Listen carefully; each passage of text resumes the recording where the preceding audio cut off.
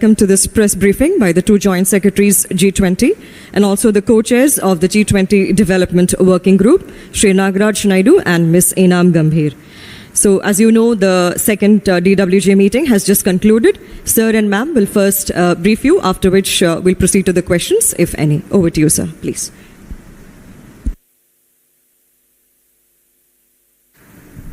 Hello. Good afternoon to all of you. And today we have brought to a close the second session of the DWG, the second edition of it. In total we have 4 meetings. So we've completed 2 till date, and the meeting in Kumarakom was very, very successful in the sense that all our deliverables were discussed. The first meeting that we did was in Mumbai, wherein we had presented all our priorities, and at that point in time, everybody expressed support to India's priorities.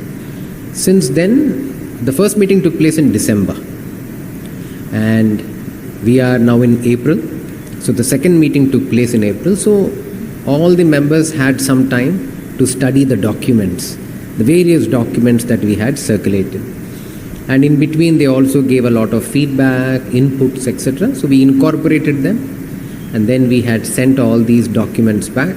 And at this meeting, a lot of members had commented from their perspective, how do they see our priorities. So it was a very, very fruitful discussion, very intense. And all of you know, the other day when we had the first briefing, we had very clearly told you the development working group is a very crucial working group, because it is a group which is like the heart and soul of the entire G20 Sherpa meeting, because it addresses development issues, which is why we have the G20. And to that extent, some of the deliverables that we are looking forth in our final ministerial, I will just again repeat them for your sake. One will be the high-level principles on the lifestyle for environment. The second one, this is a very large deliverable for us. This is accelerating progress on the sustainable development goals. Within this, we are looking at close to 4 deliverables under this. We will be having targeted actions on transformative transition areas. One of will be digital transformation. The second is just green transitions. And the third is women-led development. The fourth one is how do we enhance coordination and partnerships so as to accelerate the political momentum on the SDGs. This is a very important one. A connected deliverable is we are also thinking of a capacity building network of the G20 for data for development. So this is another deliverable. And finally, we have something called as the G20 annual update. So this is a very, it's a large effort to put this thing together. The G20 annual update has 2 separate sections.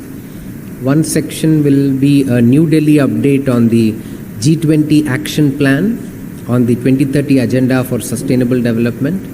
And the second section will be the annual update on the G20 development commitments. So all of these things are very solid deliverables. And so this meeting in Kumarakom, the last 3.5 days that we were here, the first day was dedicated for side events. All of you were there. Very, very useful side events, which actually you discuss all of our priorities in an informal format, which feeds into the thinking process of all the delegates. After that, we had 2.5 days of meetings, 2 full days, and today was the half day. I think everybody looked at our priorities in a very constructive manner. The feedback was good. Now we have taken the feedback and we'll be going back to Delhi. We will be working on the feedback given and then start working on what we plan to deliver. So we have the next, but the ministerial will be in Varanasi. So this is how the program has been laid out, and I will ask my colleague to come in to speak to you about what happened within some of these discussions and some of the way forward that we have. If you have any other questions, we'll be free to answer. Thank you.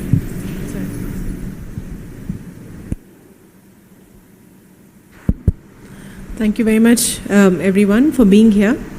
Just a few points to add to what Ambassador Naidu said on because the work of this development working group is something that touches upon each and every aspect of every other working group. Our choosing and pushing for in the development working group are directly related to what would be the ambition of our leader ministerial, and Delhi is the summit. So there is a very clear link that is being drawn, because you would remember our Prime Minister had done a Voice of Global South summit on 13th of January, where more than 125 countries participated. It was precisely to understand what is it that the developing countries are facing, what solutions they need, what do they expect from G20. And I think all of those things that we learned from them, that we heard from them, we are pushing in the development working group. So there's a clear linkage. That was the first thing I wanted to say. And the second thing also, as Ambassador Naidu said, there was a very clear sense over the last 2-3 days that India is being bold, India is being ambitious, that India is moving away from the general trend that G20 has been having of not really being ambitious, focusing on what can be done within developing countries, within their borders. We are pushing that envelope a little bit to take that to what the international community can do. Because we all know that the developing countries are facing multiple challenges, and they're doing their best to make their systems better within their country. But that is not going to be possible, in terms of achievement of the Sustainable Development Goals unless the international governance structure, the international financial architecture is bold and is, smoothens the challenges and the transitions they are facing. So I think our focus on these issues, on the SDGs, on promoting lifestyle for environment, is entirely on the international efforts that the international community need to take, which is very different from, I think, some of the previous work that has happened. And I think because you know that Sustainable Development Goals are so concrete, something very ambitious for the developing countries. So this is the effort that we are making. Of course, we received a lot of support. Understand that some of the challenges that the developing countries are facing, in this context, whether it is COVID-19 pandemic or the conflict that we have seen. The world is looking for something that is concrete, that is tangible, and that is ambitious. So I think in that regard, a lot of developing countries also feel that it's very fortunate for India to be holding this presidency right now, because that's when we can actually have a strong momentum towards action. So I think we are very fortunate also of having that confidence of the rest of the developing countries, of our friends in G20, that they are having faith in the ambition that we are putting forward. Of course, the Sustainable Development Goals were also off track before COVID, but now actually the progress is going behind. So some of these concerns are very, very much on the mind of a lot of leaders. And I think it's also important to say that we are working towards consensus, towards bringing everyone together. This is a very, very honest and earnest effort that we are making, and we have also conveyed this to our G20 friends. And we are hoping that through a consensual outcome of the development ministers in Varanasi, we'll be able to contribute to a much stronger leaders' communique in Delhi. I'll stop here.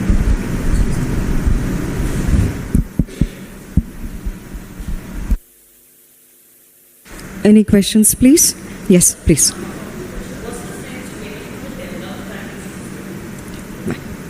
When we are talking about the world is looking for concrete solutions and something bold, India has a lot of solutions.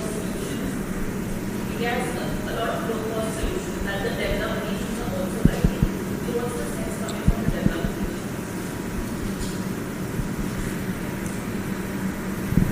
nations? See, hello. Can you hear me? I think, our endeavor through this thing, the DWG, see, development is everybody's priority. So, rich or poor, whether you're developed, developing, least developing, small island developing states, landlocked developing states, today development is a huge priority. So, I think even the developed countries are very keen to work with us. They see that India has put forward very good priorities, and as my colleague had also said that, some of our priorities is we are presenting to the world a very different strategy to approach climate and development. This is a very fascinating model which can be a response to the climate crisis, because this is a strategy that will ensure that yes, we can have bold climate actions without sacrificing our developmental approaches. So we have put forward a very new, it can become the most sought after framework. So that way I think our presidency has been bold. I think we are articulating it that way. We are also seeing that countries are appreciating the approach we have taken. So this is a very different approach. So you can see that whether it is on the data side, on what we are trying to say, data for development or women-led development, these are all new concepts. These are all very, very new in the sense that they have not been articulated the way perhaps we are doing it, because we are a developing country. Considering the challenges that we have, we are giving a lot of these concepts brand new orientation, fresh thinking. So naturally there is ambition. We hope that we will be working with all our partners on this and see how these things can result in consensual outcomes. And as far as low cost technologies and all, you were here for the Sherpa meeting. We had organized a side event for the Sherpa meeting in Kumarakom, where we had demonstrated what India did in the area of digital public infrastructure, whether it is UPI, whether it is Diksha, whether it is FASTag, whether it is DigiLocker, and at the same time, how have we allowed private sector to thrive on the public guardrails, particularly in the digital domain. So we have taken every opportunity to showcase the technology breakthroughs that we have done. So I think a lot of countries see value in what we bring to the table, and this is what I think we would like to convey to the world through our G20 presidency. Thank you. Anyone else, please? Please introduce yourself and then please ask.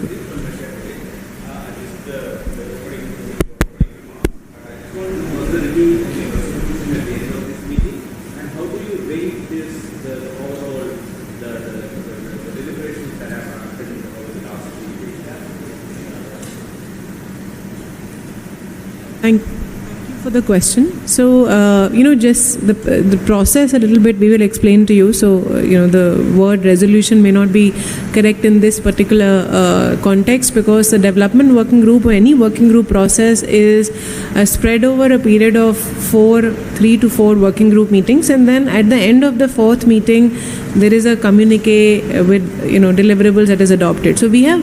We are in the middle of that process right now, and the process is ongoing. So, as we had said before, it is very clear to colleagues the ambition that India is putting forward. They're happy with it. A lot of them have put a lot of faith in the work that we are doing, because they know it's going to help the developing countries a lot. So, in that much, we have the confidence of the G20 partners, is what we can say. Of course, we will have to work further in the meeting in Goa, and then the last meeting that is going to be happening just before the Varanasi meeting. I think the discussions went very well. We were able to get support on all our priorities. I wouldn't even say almost all, because on all the priorities we had a broad support. Of course, there are people who there are even on the traditional concern issues like introduction of common but differentiated responsibilities from the developed country side. They were accommodating, and this we understand this is an issue, and we would need to discuss. So I think the atmosphere was very congenial. The atmosphere of Kumarakom helped, and we had worked with some of these colleagues even before they came, so that helped. So I think we're very hopeful that we are preparing a very strong and a very congenial ground for discussions in Goa. Thanks.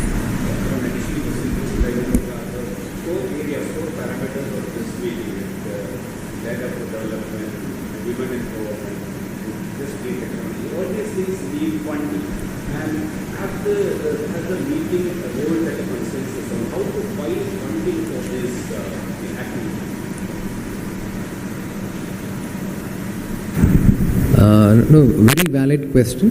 I think funding, financing is a very key item of discussion, and this is also getting, within the G20 there are two tracks. One is the Sherpa track, one is the finance track.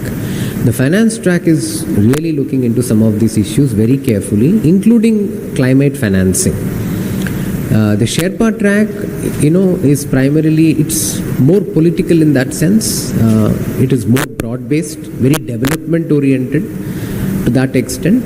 But I think even within the Sherpa track, even within the DWG, the Development Working Group, the issue of finance is being discussed very, very carefully. As a matter of fact, we had some excellent speakers that we had invited to Kumarakom who actually spoke on this issue of climate financing. Mr. Avinash Parsaw was here. He's the special envoy of the Prime Minister of Barbados. So his voice today, is being listened to by a lot of international financial institutions. And please also kindly note that in all our meetings here, we have the presence of international organizations. We had the World Bank representative with us, and they are cognizant of our discussions, what is happening within the DWG. They've also presented out what they are doing in the area of climate financing. And we also heard from the World Bank representative that, while their aim is to work on poverty eradication and addressing inequality, now they have started the word sustainability also to their overall mission. So this is gradual progress being made. But your question of financing is getting addressed more broadly in the Sherpa track, more concretely and more granularly in the finance track. Any other questions, please? Thank you, sir. Thank you, ma'am, for taking out the time to address the media. And thank you, dear media friends, on behalf of MEA and PIB. You have been there for the Sherpa meeting. You have been there for the DWG meeting. You have extended us wonderful cooperation, support. Thank you so much for all your efforts. Thank you. Just to end, Rashmiji, and a thank you to you and your team, for actually helping us, and to all journalist friends who have spent, almost the last 3 to 4 days with us, making a lot of efforts.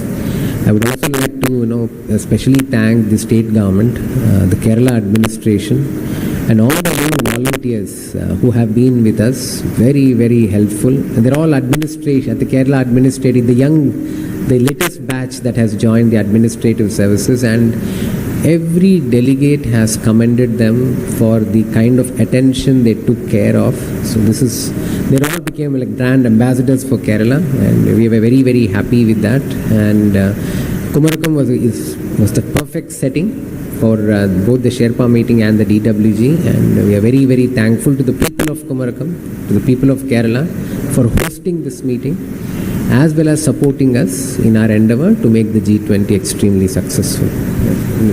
Last one. Nothing really to add. I think it's very important that colleagues who have learnt about our work, continue to follow it, because this is really something that India is doing, as a unique opportunity. And I think we have made a lot of effort to ensure that we involve the common people, the people who may not sometimes be familiar with the jargons that we are using, but at the core of all of that is the interest of every single person in India as well as the rest of the world, especially the poor, the vulnerable. So I think this is really the core of the work that we are doing. So, just to also a request to all of you that please keep following this work, even if the meeting will be happening in Goa and then in Varanasi and all of that. And you will see the arc of the process and what we are able to achieve.